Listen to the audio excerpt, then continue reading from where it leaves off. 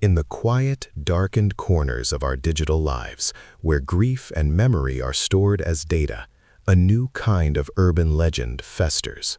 It speaks of a connection that transcends death, not as a comfort, but as a curse. It begins with a phone call, a familiar name twisted into something new, something predatory.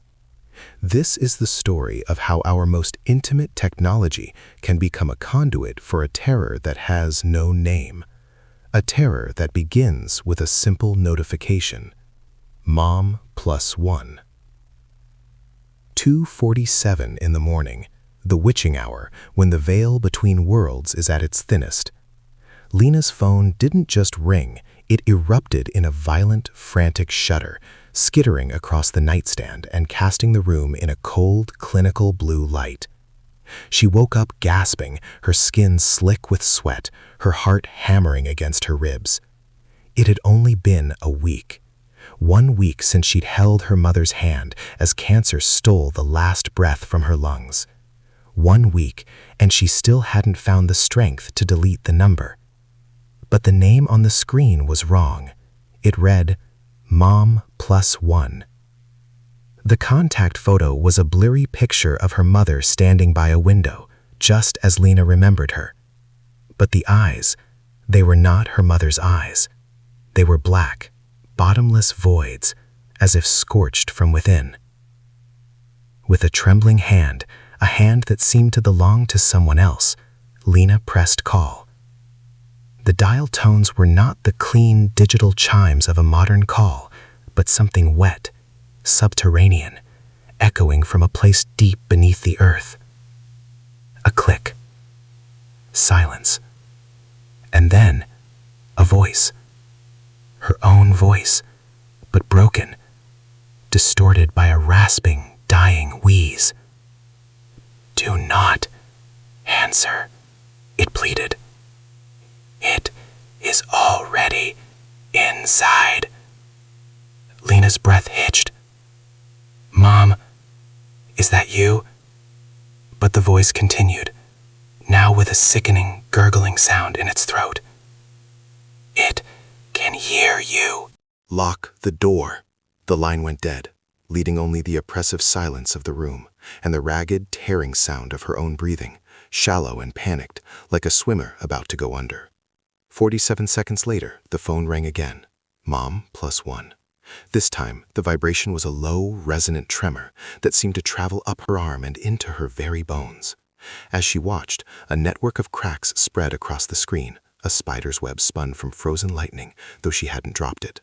She remembered the warning, her own voice, begging her not to engage. She swiped to decline the call. It immediately rang again. A new notification bloomed beneath the caller ID. Mom knows you are alone. On the third ring, she tore the back off the phone, ripped out the SIM card, and held the power button until the screen went dark. For a moment, there was relief. Then, the device lit up again, its screen glowing a malevolent blood red, the text stark and white. Pick up the phone. Panic, cold and absolute, seized her. She scrambled out of bed, slammed her bedroom door, and fumbled with the lock. She flicked on every light, flooding the room in a harsh, unforgiving glare. In the dresser mirror, her reflection stared back, a pale mask of terror. But it was the space behind her that held her gaze. A flicker of movement in the periphery, in the sliver of hallway visible through the doorway. A tall, gaunt shadow detaching itself from the deeper darkness. Then came the sound, a soft, rhythmic scratching against the wall. 1, 2, 3. The sound of fingernails dragging slowly down plaster. The phone on her bed spoke, its speaker crackling to life on its own. It was her mother's voice, thin and laced with static.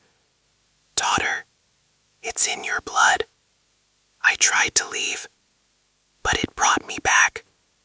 Lena screamed, a raw, wordless sound of pure horror. She grabbed the phone and hurled it against the far wall. It shattered, the sound of its destruction a final, satisfying crack.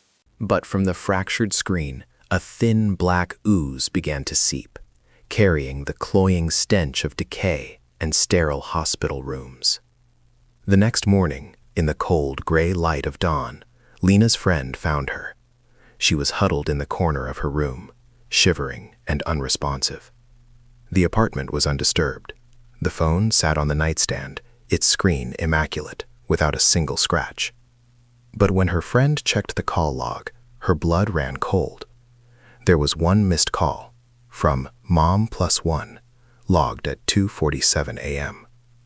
Lena told her everything, her voice a hoarse whisper. "She was warning me." The friend stayed until nightfall, trying to rationalize, to comfort. But the next morning, when she returned with the police, the apartment was empty. Lena was gone. The only trace of her existence was a viscous black puddle on the floorboards, and lying within it, a single shattered phone screen. It was displaying a photo. It was Lena, staring directly into the camera. And standing behind her was the figure of her mother. But its face was now a perfect, horrifying replica of Lena's own, while its eyes remained hollow, black voids. They say the +1 is not a country code. It is the final minute of your life, a minute you are forced to live in hell before death claims you. It is your own voice, calling from the grave, pleading with the one you love most not to make the same mistake, not to answer the call. But if they answer, your loved one returns, and they are not alone. They bring back the thing that now waits inside of you. It happens every night, at 2:47, and it already knows your address.